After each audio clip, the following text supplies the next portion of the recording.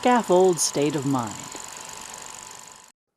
It was my moment to hail a yellow cab at West 53rd Street in Midtown. 189 Bowery and step on it, I'd wanted to say.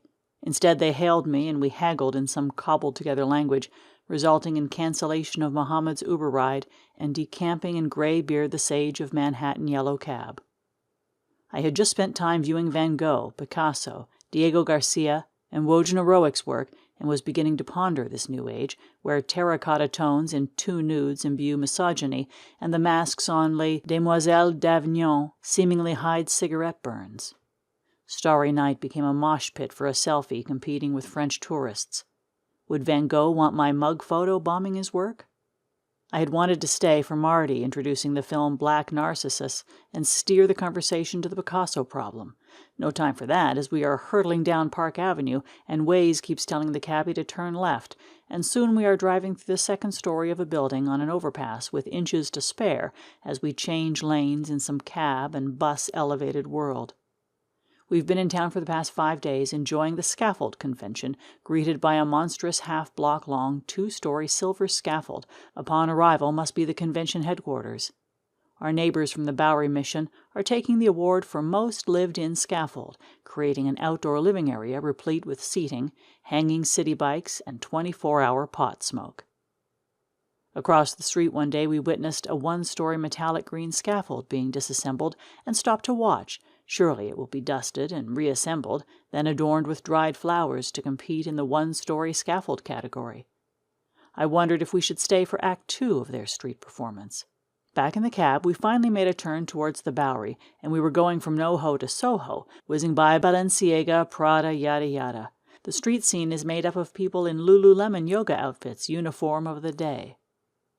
Our first evening in town, we enjoyed Margarita Month at Cloud M Rooftop, watching the sunset over New Jersey and Manhattan come alive, sipping Casamigos and Aperol Spritz.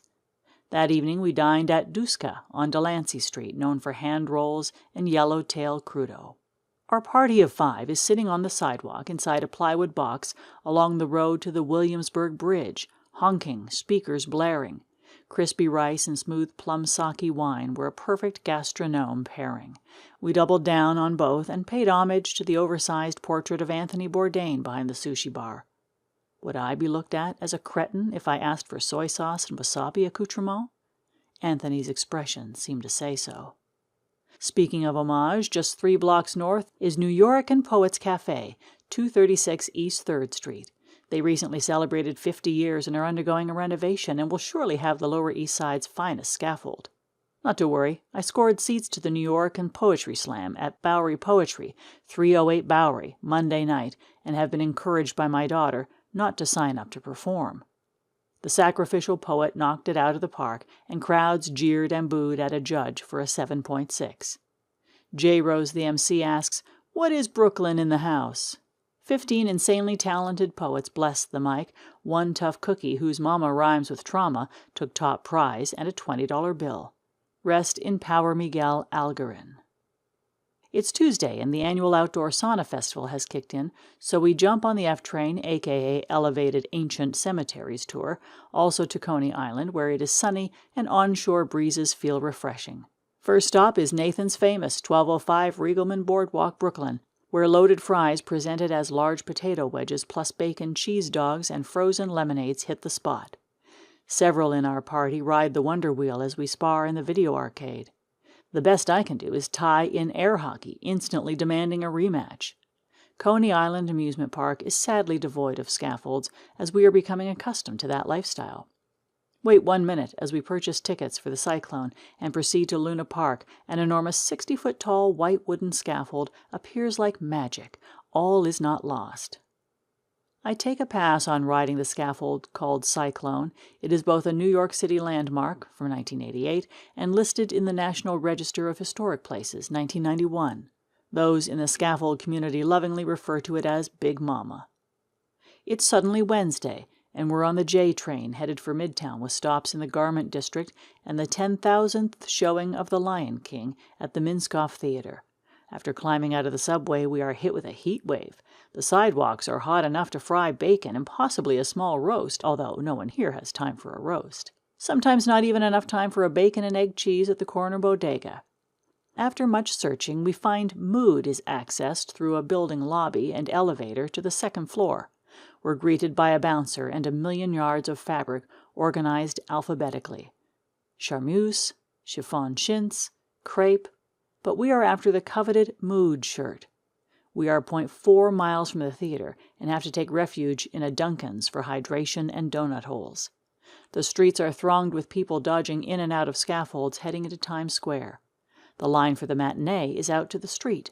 We are seated in time for Scene 1, a trompe-l'oeil of elephants parading onto the Serengeti, and ultimately Ezekiel Kakuna's exuberance as young Simba steals the show. That evening again on the rooftop, we witnessed the towers of Manhattan come alive tonight, awash in green and red to commemorate Juneteenth. Thursday is mid-90s plus humidity with a heat index of 195. It's Central Park Day with a stop at Rockefeller Center festooned with dozens of rainbow flags for Pride Month, for Liv, our traveling companion, who is an American Girl doll. We are wandering through the multi-story affair with last year's catalog looking for a purple outfit that doesn't exist when we're assisted by a headset-wearing sales professional who directs us to other suitable purple clothing.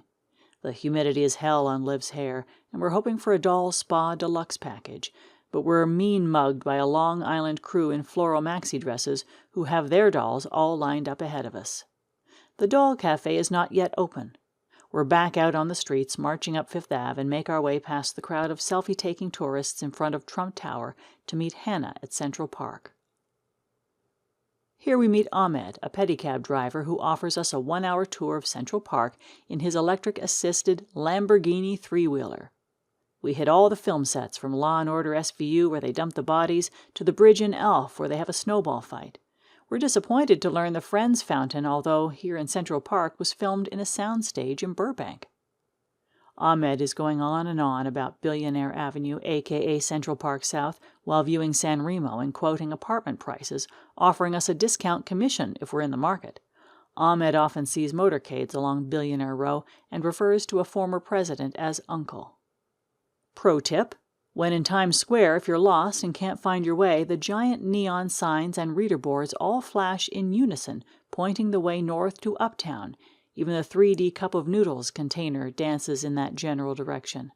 There's also a wayfinding pedestrian sign in Times Square at Broadway and West 46th Street. Somehow, we're back in Times Square in front of the Minskoff Theater, and I start singing Concrete Jungle, Where Dreams Are Made Of, There's Nothing You Can't Do, channeling my inner Alicia Keys, although I'm not hitting the notes. It must be the humidity or smoke from frying bacon on the sidewalks. I had wanted to go around the corner to the Red Stairs and perform a viral YouTube video, be discovered, and earn a show on Broadway just like my heroine and self-described idiot Cole Escola. Escola created and is starring in Oh Mary, which just opened at the Lyceum Theater a block away. My dream is within reach, albeit I am relegated to Sinatra's version, sung or spoken in any key. Bum-ba-bum-bum-bum-ba-bum-bum. Start spreading the news. I'm leaving today. I want to be a part of it. Scaffold, scaffold. These vagabond shoes are longing to stray through the very heart of it. Scaffold, scaffold. I want to wake up in a city that never sleeps and find I'm king of the hill, top of the heap. Bada-bada-bing, bada-bada-bing. These little town blues are melting away. I'll make a brand new start of it in old Scaffold.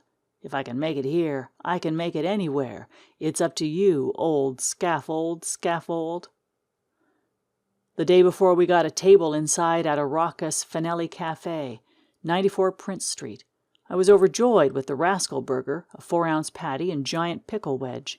The place seems old and unchanged. Construction workers, undoubtedly also in town for the Scaffold convention, dine at the bar and talk loudly. The black carved wood is an ancient ornate quality. I soon learn Fanelli Cafe started in 1844 and imagine sitting at the bar back then for lunch, and someone rushes in to announce George Washington is up the street at Washington Park. We all head up there to hear the Declaration of Independence read aloud, and the crowd is so fired up we march south to Bowling Green and help topple an equestrian King George III statue, and soon we are chopping it into bits to be sent to a foundry and used as ammunition.